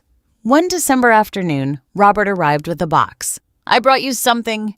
It was a scarf mustard yellow hand-knitted. I saw it at an artisan market and I thought of you. It was not a big deal, but it was a gift. The first in years he gave me that was not Christmas or my birthday. "Thank you, son." We sat in the small garden of the residence. It was cold. I put on the scarf. It fit perfectly. "How are things going?" I asked him. "Complicated. The divorce is difficult." "Is she still asking for half of everything?" "Yes. Her lawyer is aggressive. They're arguing that she contributed emotionally to the success of the business, that she deserves compensation." "And is that true?" Robert looked thoughtful. "I don't know. At the beginning of our marriage, yes, she supported me. She gave me ideas. She came with me to dinners with clients. But later, everything became about her needs, her whims, her image. When did it change? I think when we moved to the big house, when she started living that lifestyle she always wanted. She was no longer my partner. She was the owner of the mansion, the wife of the successful architect. And you allowed her to become that." Robert looked at me surprised. "What do you mean that in a relationship both have responsibility? She became what she became because you allowed it, because it was convenient for you to have a beautiful, elegant wife who looked good at events, just as I allowed you to turn me into the suffering mother, the martyr. Both of us were accomplices in our own destruction." Robert did not answer, but I saw in his eyes that my words had landed. "Mom, how did you learn all this? How did you reach this peace?" It was not overnight. It was pain. It was loneliness. It was forcing myself to look in the mirror and accept my part of the blame. It was reading, thinking, talking to people who have also lost. It was understanding that forgiveness is not a feeling. It is a decision you make every day. "Did you forgive me?" The question floated between us like smoke. "I am in the process. Some days, yes. Others it still hurts. But I don't hate you anymore. And that son is already a lot." Robert nodded slowly. I saw tears in his eyes. "I don't know if I can forgive myself." "Then work on it. Because guilt that is not processed turns into resentment against yourself or against others, and you already saw where resentment leads." We remained in silence, watching the December sun set over the trees in the yard. "Mom, there's something I need to tell you." "Tell me." "Chloe is in trouble." Something in his tone alerted me. "What kind of trouble?" "Financial, legal." It turns out that during our marriage, she took out loans in my name, forged my signature, used the properties as collateral without my knowledge. I was stunned. How much money? More than $3 million. My God. And what did she spend it on? Luxuries, clothes, trips, cosmetic treatments. She had a spending addiction that I didn't know about. She hid bank statements. She opened credit cards in my name. When her family lost money in bad investments, she lent them money from our account without telling me. And how did you find out? Her lawyer during the divorce process presented financial documentation and everything came out there. Accounts I did not authorize, debts I did not know existed. When I confronted Chloe, she admitted it. And not only that, she justified it. She said she deserved that lifestyle, that I owed her that for everything she had endured in our marriage. Endured? Enduring you? A bitter laugh escaped my throat. So I am expensive. Very expensive. $3 million. Robert did not laugh. He was too devastated. My accountant told me I can sue her for fraud, that I have all the evidence that she could go to jail, but I don't know if I want to go that far. Why not? Because I don't know. A part of me still feels something for her. Or maybe I just feel pity or guilt for not having realized it sooner. Robert, listen to me carefully. What Chloe did is a crime. It is not a mistake. It is not a misunderstanding. It is fraud. And if there are no consequences, she will continue doing it. If not with you, with someone else. I know, but reporting her means everything will come to light. The media, clients, my reputation. Your reputation is already compromised. The question is, do you prefer to lose money and dignity by keeping silent, or do you prefer to do the right thing even if it hurts? Robert covered his face with his hands. I don't know what to do. Then don't do anything yet. Think about it. Consult with your lawyers. But son, remember something.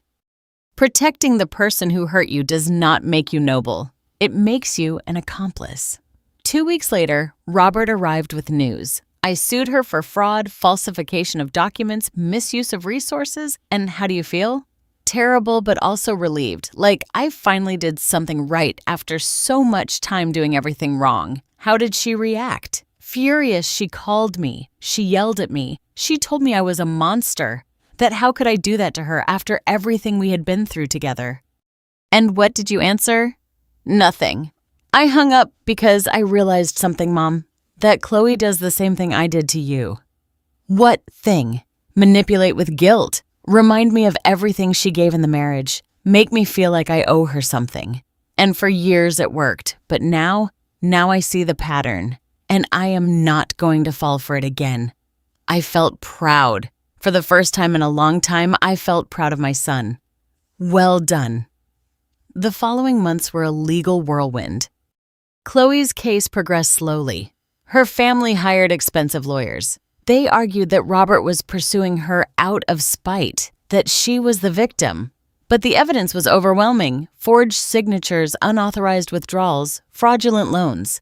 In February, the preliminary sentence arrived. Chloe was found guilty of fraud and falsification.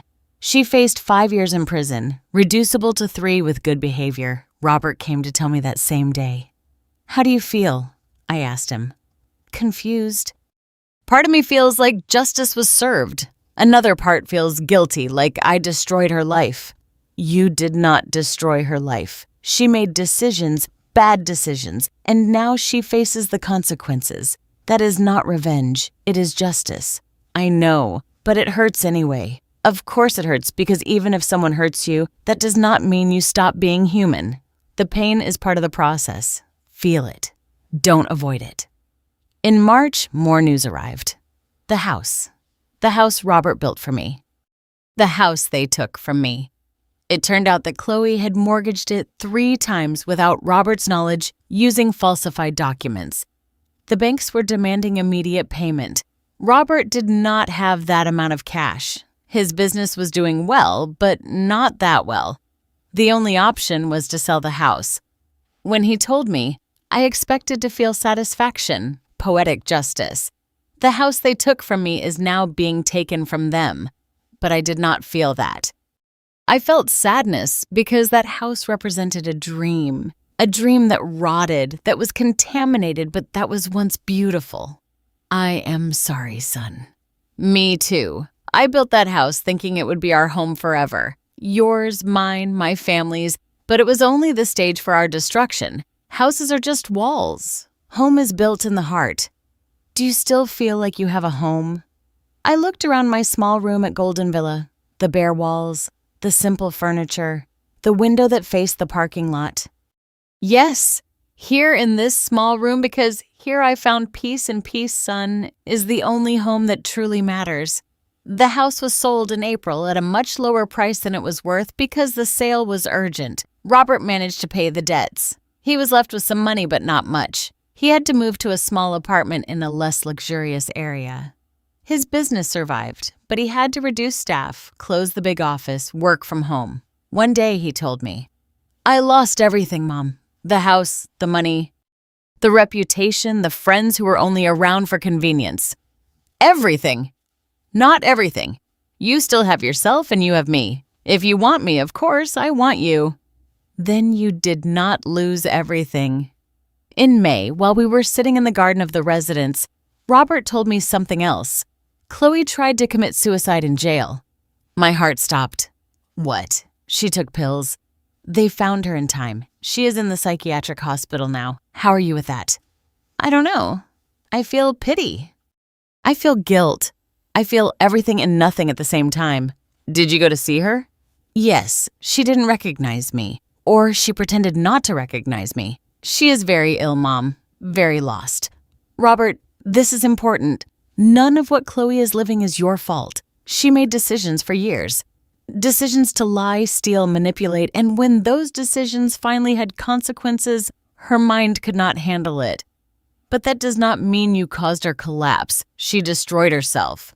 I know that rationally, but emotionally, you are going to carry this for a while, and that is okay. But don't let that guilt paralyze you. Because if I have learned anything, it is this. Life presents you with the consequences of your actions, not to punish you, but to teach you. We remained in silence. After a while, Robert spoke again. Do you know what the most ironic thing is? That all of this could have been avoided if I had listened to you from the beginning, if I had seen what Chloe really was. If I had valued what I had before losing it. But you didn't. And you can't live in the what-ifs. You can only live in the now. And in the now, you have the opportunity to be better, to learn, not to repeat mistakes. Do you think I can ever have a family again? Be happy? Yes. But first, you have to heal. You have to work on yourself, on your patterns, on your wounds. You can't build something healthy on rotten foundations. How do I do that? Therapy, time, honesty with yourself, and forgiveness toward Chloe, toward me, toward yourself. Robert looked at me with eyes full of pain. How do you forgive someone who almost destroyed you? By understanding that that person is also destroyed, that hurt people hurt, that no one is completely evil, just deeply broken, and that forgiveness is not saying what you did is okay. It is saying what you did was wrong, but I am no longer going to carry the burden of hating you. Have you forgiven me completely? I thought about his question.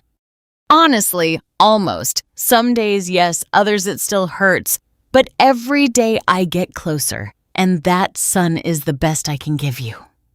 In June, exactly 1 year after I moved to Golden Villa, Robert arrived with something under his arm. I have something for you. It was a photo album, but not just any album. It was a new one with photos I had not seen. Photos of Robert as a baby that I thought were lost. Photos of Richard Young. Photos of our little New Jersey house. Where did you get this?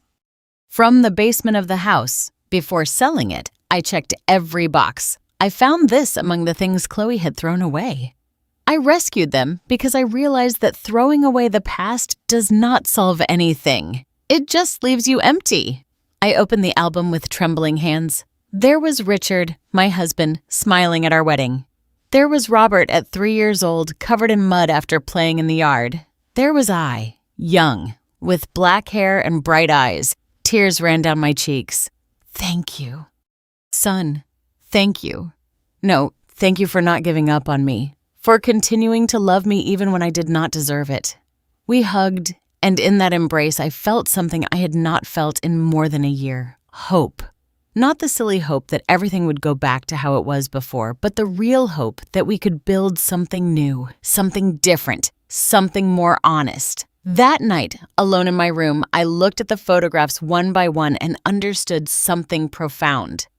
Justice does not always come as you expect. It is not always fast. It is not always obvious. But it comes. Chloe lost her freedom, her mental health, her reputation. Robert lost his house, his money, his marriage. I lost my home, my illusion, my role as a needy mother. But in those losses, we also gained something. Chloe perhaps will have the opportunity to face her demons in therapy. Robert learned that material success is worth nothing without integrity.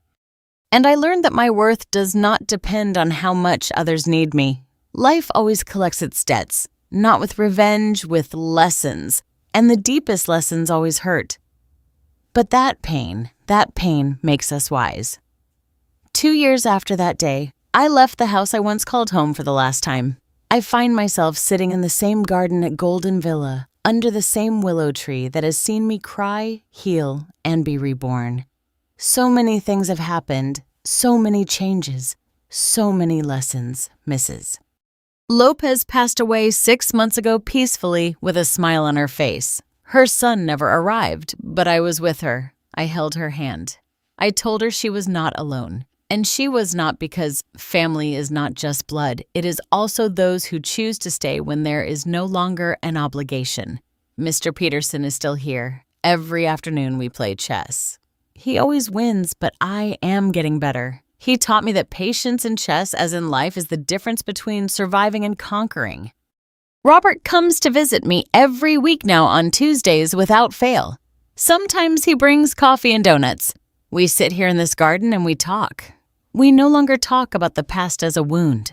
We talk about the past as history, as something that formed us but no longer defines us. He tells me about his business. It is growing again, slowly but firmly. He learned to be more selective with his clients, not to pursue only money, to look for projects that have soul. 3 months ago, he told me he's dating someone. A woman named Patricia, a kindergarten teacher, divorced with 2 children. Simple, with an easy laugh. She is not like Chloe, he told me. She doesn't care about my car or my clothes. She cares about me. And what do you feel for her? Peace. No fireworks, no drama, just peace. That is mature love, son. The one that remains when the novelty fades. Last week I met her. Patricia came with Robert. She brought her children, a boy of 7 and a girl of 5. The girl sat on my lap and showed me her doll. The boy asked me if I knew how to play checkers. I told them no, but that I would like to learn. Patricia looked at me with kind eyes. Robert told me everything that happened. I want you to know that I am very sorry for how they treated you. Thank you. But that is behind me now. Even so, a mother should never. Her voice broke.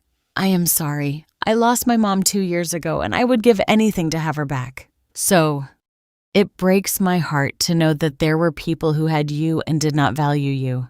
Her words moved me because they came from a genuine place, from someone who knows what it is like to lose. Can I ask you something? Patricia said after a moment. Of course. How did you do it? How did you forgive? The question floated in the air like a delicate butterfly. It was not a moment. It was a path, long, painful. Some days I walked forward, others I walked backward, but I kept walking.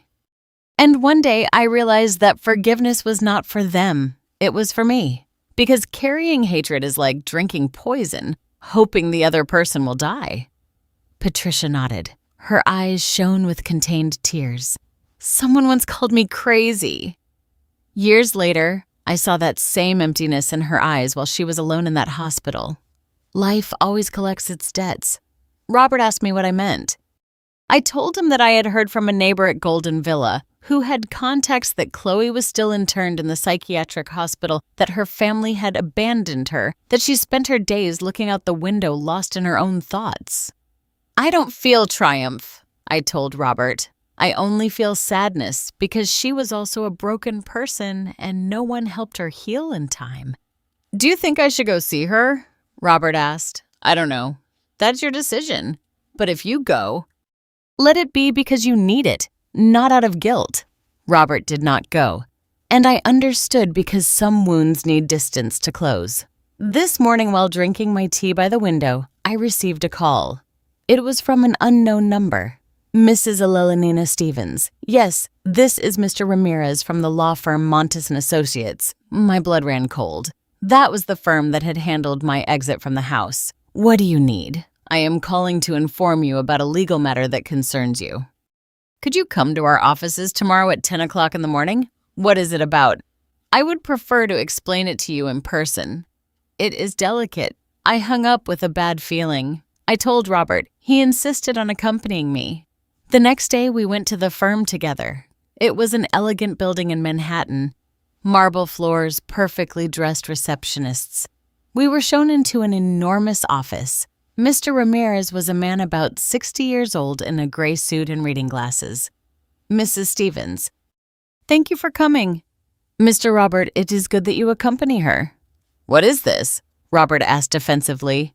Relax. It is nothing bad. In fact, it is something unexpected. He opened a folder on his desk. 3 years ago, your mother-in-law, Mrs. Martha Stevens, made a will. In it, she left a property in your name, Mrs. Stevens. I was speechless. Martha, Richard's mother, my mother-in-law, she had died 3 years ago. We were never close, but not enemies either. What property? A house in Palm Springs, California, with a large piece of land. Mrs. Stevens specified in her will that this property was for you as a thank you for having taken such good care of her son Richard and her grandson Robert. But I didn't know anything about this. The will was opened when Mrs. Stevens died, but due to an administrative confusion, you were not notified in time. And then, with everything that happened with your living situation, the matter was archived until now, when I, reviewing pending cases, found this document. I looked at Robert. He was as surprised as I was. Does that mean my mother owns a house? Exactly. A 3-bedroom, 2B house, large yard in a quiet subdivision in Palm Springs. It is in good condition. It has been rented these years. The rent has been accumulating in an account. Mrs. Stevens, in addition to the house, you have close to $400,000 in accumulated rent. I could not breathe. I could not think. A house, money, freedom? Is this real? I asked in a broken voice. Completely real. Here are all the documents. I just need you to sign some papers and the property will officially be in your name. I signed with trembling hands. The attorney handed me the deeds, the keys, the bank statements. We left the office in silence. Robert and I looked at each other in the parking lot. Mom, you have a house? I have a house, I repeated, still not believing it. What are you going to do? I don't know. Do you want us to go see it? That same afternoon, we drove to Palm Springs, an hour and a half in the car. Robert drove. I looked out of the window, watching the city turn into mountains, trees, cleaner air. The house was on a quiet street, painted terracotta, wooden door, windows with artistic grates. I opened the door with the keys they gave me. We walked in. The house smelled a little of sawdust, but it was clean. The furniture was simple but functional. The kitchen had a gas stove and wooden cabinets. The bedrooms had good light. The backyard had a mango tree and space for planting. I walked through every room, touched the walls, looked out the windows, and for the first time in years, I felt something I had forgotten. I felt that I was home. Not because it was luxurious, not because it was big, but because it was mine. Completely mine. Robert found me in the yard sitting under the mango tree. What do you think? He asked. I think your grandmother had a good heart and that maybe everything that happened had to happen for me to get here. Are you going to move? I don't know. I like Golden Villa. I have friends there. Routine, peace. But this is yours. You could live here with total freedom. Freedom is not in the walls, son. It is in the heart. But yes, I think I would like to spend periods here, have my own space, invite Mr. Peterson to play chess under this tree, invite you and Patricia with the children on weekends. Really?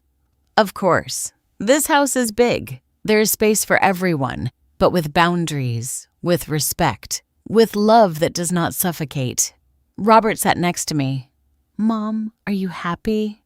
The question surprised me because it had been so long since anyone had asked me that, not even myself. Yes, not in the way I imagined, not with the perfect family I dreamed of, but yes, I am happy with what I have, with who I am, with what I learned. What did you learn? That true love lets go, that forgiveness frees you, that losses can be gifts in disguise, that it is never too late to start over, that a person's worth is not in how much they give, but in who they are, and that sometimes life takes everything away to teach you that the only thing you really need is yourself. Robert hugged me, a long, tight, honest hug. I love you, Mom, and I'm so sorry for everything I put you through. I know, and I love you too. But son, it is time to let go of the guilt. Both of us. I let go of the pain. You let go of the guilt. And we build something new, something better. Do you think we can? We already are. We stayed there under the mango tree until the sun began to set. And at that moment, with the sky painted in oranges and pinks, I understood something that took me 67 years to learn. Happiness is not in being loved the way you want. It is in loving yourself enough not to need external validation. It is in letting go of what hurts you, even if it hurts. It is in forgiving not because the other person deserves it, but because you deserve peace. It is in understanding that people do the best they can with the tools they have. And it is in accepting that life always finds a way to balance the scores. Not with revenge, with justice, with time, with lessons that hurt, but that heal. 2 years have passed since that afternoon under the mango tree. Now I divide my time between Golden Villa and my house in Palm Springs. At Golden Villa, I have my community, my friends, my routine that gives me structure. In Palm Springs, I have my freedom, my garden, my space to think and create. I started writing stories of women who lost and found, who fell and got up, who were discarded and flourished. Anyway, some of my companions at the residence ask me to read my stories to them. They cry. They recognize themselves. They say, "That is me." And I tell them, "Yes, that is you. And look how strong you are. Still here, still standing, still with stories to tell." Robert and Patricia got married 6 months ago, a small wedding in a garden. I was there. Patricia asked me to read a poem during the ceremony. I read one that I wrote myself. Love is not possession. It is freedom with roots. It is giving without expecting. It is holding without suffocating. It is falling and helping to get up. It is forgiving without forgetting. It is building bridges, not walls. It is the garden that is watered with constancy, not with storms of intensity. True love hurts, but it heals. True love costs, but it frees. And true love remains, not out of obligation, but out of choice. Everyone cried, even me. Patricia's children, now my adopted grandchildren, call me Grandma Elelanina. They come to visit me in Palm Springs once a month. I teach them how to plant, how to cook, how to knit. I tell them stories, but not of princesses waiting for rescue. I tell them about queens who saved themselves. The other day, little Emma, now 7 years old, asked me, "Grandma, were you ever very sad?" "Yes, my love, very sad." "And how did you become happy again?" I learned that happiness does not depend on other people. It depends on me, on my decisions, on my inner peace. And how do you find inner peace? By forgiving, letting go, loving yourself, and understanding that everything that happens to you, the good and the bad, is teaching you something. Emma looked thoughtful. I want to be like you when I grow up. Like me, strong and who smiles even though she sometimes has sad eyes. Her childlike observation pierced my heart. Sad eyes are not bad, my girl. They are eyes that have seen a lot, that have cried a lot, but that decided to keep looking forward. Those are the wisest eyes. I have heard little of Chloe in these years. Robert told me that she finally left the psychiatric hospital, that her family picked her up, that she moved to another city, that she is undergoing treatment. I don't know if she learned anything. I don't know if she changed. I don't know if she will ever understand the damage she caused. But that is no longer my problem. I did my part. I forgave. I let go. I moved on. The rest is her path, her lesson, her life. Sometimes on quiet nights in Palm Springs, I sit in the yard with a cup of coffee. The same kind they forbade me to make in that house that no longer exists for me. And I look at the stars and I think about the entire journey. I think about the Elelanina of 3 years ago, broken, humiliated, feeling that her life was over. And I look at the Elelanina of now, whole, dignified, knowing that her life is just truly beginning. Because it is never too late to be reborn. It is never too late to find yourself. It is never too late to choose peace over bitterness. And it is never, ever too late to understand that your worth does not depend on how much others love you, but on how much you love yourself. If my story helps a single woman open her eyes, it will have been worth it. If a single person who is being discarded, forgotten, mistreated by their own family reads this and understands that they are not alone, that there is a way out, that there is life after rejection, then everything I lived, everything I suffered, everything I lost will have had meaning. Because pain that is not transformed into wisdom is wasted pain. And I decided not to waste a single tear. Every one of them watered the garden where I now flourish. My name is Unfit Stevens. I am 67 years old, and this is my story. A story of loss, betrayal, pain, but also of rebirth, forgiveness, silent strength. A story that I hope helps you understand something fundamental, that when life takes everything from you, when you think there's nothing left, when the whole world turns its back on you, you still have yourself. And you, my dear friend who hears this, you are enough. You always have been. You just had to lose everything to discover it. May God bless you. May you find your peace. May you learn to let go of what hurts you. And may you never ever forget your worth, because you are invaluable. Even if no one else sees it, especially if no one else sees it. Until the next story, until the next life lesson,